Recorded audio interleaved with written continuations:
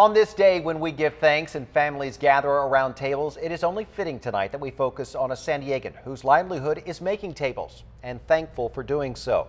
In a way, they saved his life. And I never would have thought in a million years that I owned a wood shop. And yet, that's where A.J. Reyes finds himself these days. Tables are my bread and butter mostly. It's just everybody loves the tables that I do. Not bad for a guy who was doing this as a hobby just a year ago. Ironically, the wood is kind of a metaphor for A.J.'s life. He's worked many odd jobs and has already lived what amounts to be several lifetimes. So, like A.J., the wood has a long and storied history. Because you can take a normal piece of wood and then when you add some stain to it, whatever color it is, it really comes alive. It brings out like the wood's story, you know? Again, my name is A.J. Reyes. I am 43 years old. Today, Reyes is sharing his story with the students at the School for Entrepreneurship and Technology. I've done everything from shoe salesman, I've been a bounty hunter, been a diver for SeaWorld, for the shipyards. I have been a loss prevention agent back and forth. Not just because he's an entrepreneur. Some of it's going to be dark. But because of the obstacles he overcame to get there. I am an ex-drug addict. I've been clean about 20 years.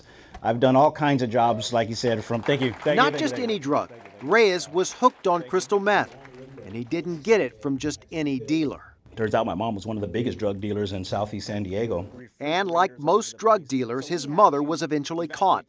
Barely out of his teens, Reyes was faced with a mother in prison, a father stricken with HIV, and a habit he was forced to break on his own. Crystal meth, that was an evil drug, and fought my way out of that.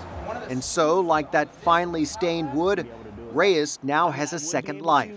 A little worn, maybe a little damaged, but ready for show. Always get up, you know, because he took so many faults in his life, and, you know, it never really mattered. He always got back up. Just sort of reinforces the idea that there's always, you know, a way out of something like that.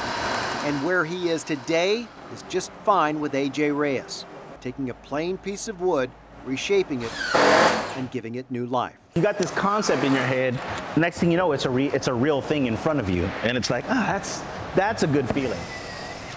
That is a good feeling. If you would like to learn more about A.J. Reyes' company, Rack and Roll Woodworks, and see his work, we posted a link on our website at 10news.com.